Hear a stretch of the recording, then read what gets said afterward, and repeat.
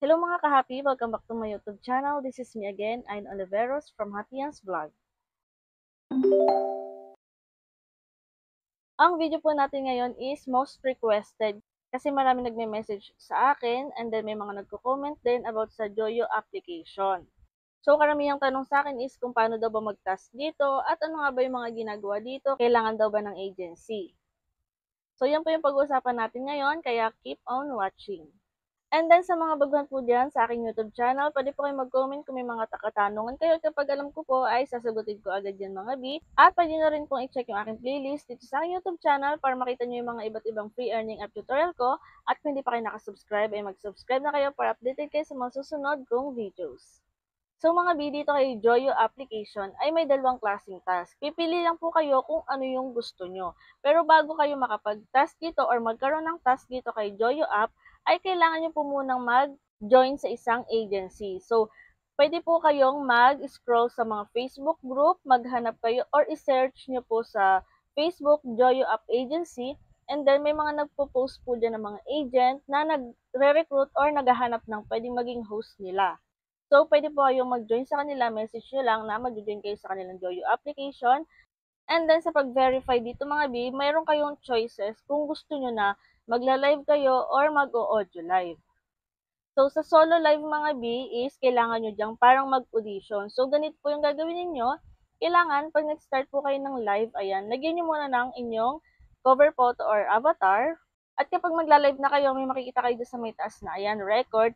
Click nyo lang yan, pero bago mga B, bago kayo mag-start mag-live, kailangan ready po kayo or naka-prepare kayo. Mag-ayos man lang kayo, magkilay kayo, mag-lipstick kayo, mag-blush on, or basta okay yung presentation ninyo. And then, dito sa video ko nito is may music po ako dyan. So, mute ko lang kasi baka makopyright tayo. Pero na may music po ako dyan. Mas maganda kasi kapag may background music. And then, ayan, makikita nyo naman dyan na may bilang dyan. And then, kapag natapos na po yan is automatic mapapasa na po yan kay system. At i-review nila yan and then magme-message sila sa inyo kung pasado po ba kayo. And then, sa mga nakaranas naman po mag-failed is pwede po kayong umulit dyan.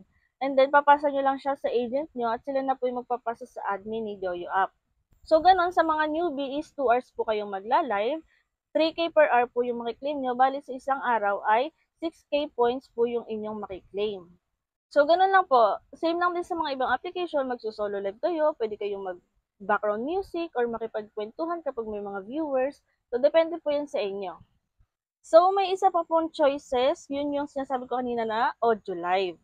So, sa audio live naman mga bis, para siyang bolo app, pwede ka mag-open ng sarili mong panel and then tatakbo na yung oras mo. Sa mga newbies, 2 hours din yung task ninyo and then 2,250 points po yung makiklaim nyo in 1 hour. So, bale, meron po kayong 4-5 in 1 day sa mga newbie yon. And then, after po ng newbie task, is 700 per hour na lang po yung nakiklaim ninyo kapag audio live. So, ang ibig sabihin is mas mataas po yung nakiklaim natin kapag solo live ang pinili natin kaysa sa audio live. Pero depende po yan sa inyo kung ano yung gusto nyong gawing tasking dito kay Joyo App application. So, pwede nyo rin po i-message itong sinalihan kong agent. May mga nagtatanong kasi kung agent daw ba ako dito. So, hindi po kasi nga po hindi muna ako nag-i-agent sa mga new application dahil baka hindi ko po ito maasikaso lalo na kapag pasok na. So, i-recommend ko na lang yung sinasalihan kong mga agency. At sa mga gamers and live streamers po dyan na naghahanap ng bilihan ng coins na 24/7 open, ay nare-recommend ko po sa inyo si CocoDP. Yan, si CocoDP po ay isang top-up website na kung saan pwede kang bumili ng coins or diamonds para sa inyong mga gaming app or mga live streaming application at may ilaw din siya. So, paalala lang din po na si Joyo app ay wala pa po kay CocoDP. So, hindi pa siya available pero papakita ko po sa screen yung mga available partners si CocoDP. So, sa mga gustong bumili, i-click nyo na yung link na nasa pinned comment para magkaroon kayo ng access kay CocoDP. And then, pagdating nyo dito, ayan, makikita nyo na yung mga iba't ibang live streaming application and then mga gaming app. Ayan, kung meron kayong mga ganyan. And then, may ilaw din po, pwede kayong bumili dito kay CocoDP. So, for example, ikaw ay Popo Live users na gustong bumili ng coins. Halimbawa, madaling araw na and then yung mga coin seller is mga tulog na or close na sila. Pwede ka dito kay CocoDP. Just click the link in the pinned comment and then, mapupunta ka na dito kay CocoDP and then, hanapin mo lang si Popo Live. Ilagay mo ang iyong Popo ID, make sure po na tama yung ilalagay niyong Popo ID para hindi po kung saan-saan mapunta yung coins na bibilhin ninyo. And then, pumili kayo kung ilang coins yung bibilhin ninyo. Pinakamababa na pwede nyo bilhin ditong coins is 5K coins for as low as 32 pesos. Pumili kayo kung anong payment method yung gagamitin nyo, GCash, Kucoin, or Maya. Ilagay ninyo ang inyong email address and then click Buy Now.